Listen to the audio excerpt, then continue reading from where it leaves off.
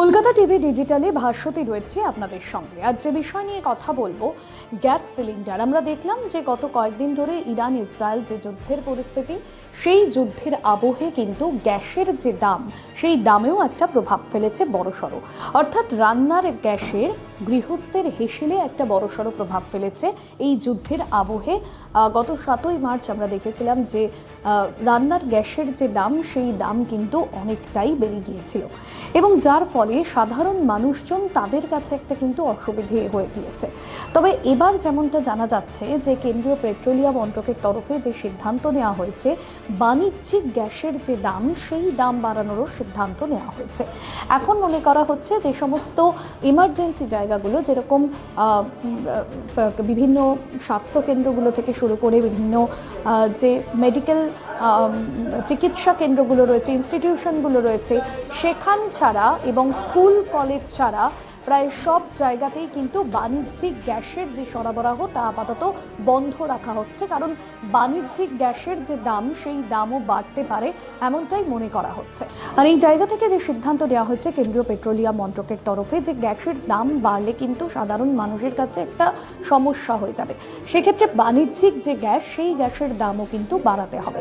বাণিজ্যিক গ্যাসের দাম বাড়ানো হবে এবং তার আগে থেকে এই যে গ্যাসের সরবরাহ, সেটাও কিন্তু একটা সংরক্ষণ বা সীমাবদ্ধ করা হয়েছে। আর এবার আপনাদের জানাই, এটা তো গেল বাণিজ্যিক গ্যাসের দাম। তবে সেক্ষেত্রে দাঁড়িয়ে যে মূলত বলা যাচ্ছে, যেখানে ইম্পর্টেন্ট জায়গাগুলো, হাসপাতালের ক্ষেত্রে বা স্কুলের ক্ষেত্রে, সেখানে কিন্তু সরবরাহটা থাকছে। অন্যদিকে রান্নার গ্যাসের ক্ষেত্রে আপনি যে টাইমে বুক করছেন এবং তারপর 21 দিনের মাথায়, অর্থাৎ আপনি সেই নির্দেশিকা অনুযায়ী 21 দিন পর আবার একটা গ্যাস বুক করতে পারবেন। অর্থাৎ আপনি 21 দিন পর একটা নির্দিষ্ট নির্দেশিকা দিয়ে বুক করতে পারবেন, তার আগে আপনি বুক করতে পারবেন না। আর এইবারই সেখানে সমস্যা যেটা হচ্ছে, যে এই যে বুকিংয়ের প্রসেস, সেই প্রসেসও কিন্তু অনেকটা দীর্ঘ করা হয়েছে, যাতে কোনো রকমভাবে সমস্যা না হয়।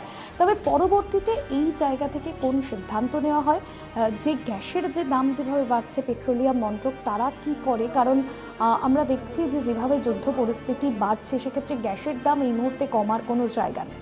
গ্যাসের দাম কবে স্থায়ী হবে বা কবে সেটা আর বাড়বে না, সেই জায়গা থেকেই কিন্তু পরবর্তী সিদ্ধান্ত নেওয়া হবে। তবে এই মুহূর্তে যে আপডেট আমরা পাচ্ছি, যে বাণিজ্যিক যে গ্যাসগুলো, সেই গ্যাসের বরাদ্দ একটা সীমা বেঁধে দেওয়া হয়েছে।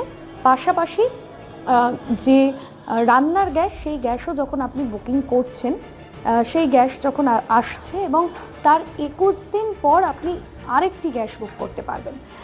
অবশ্যই পরবর্তীতে কেন্দ্রীয় পেট্রোলিয়াম মন্ত্রক এই যে যুদ্ধের আবহে গ্যাসের দাম বাড়া এবং বাণিজ্যিক গ্যাসের ক্ষেত্রে তার বরাদ্দ সীমাবদ্ধ করে দেওয়া, এই জায়গাগুলো থেকে কি সিদ্ধান্তের পথে যায়, সেদিকে নজর থাকবে। আপাতত এই বিষয় এখানে শেষ করব।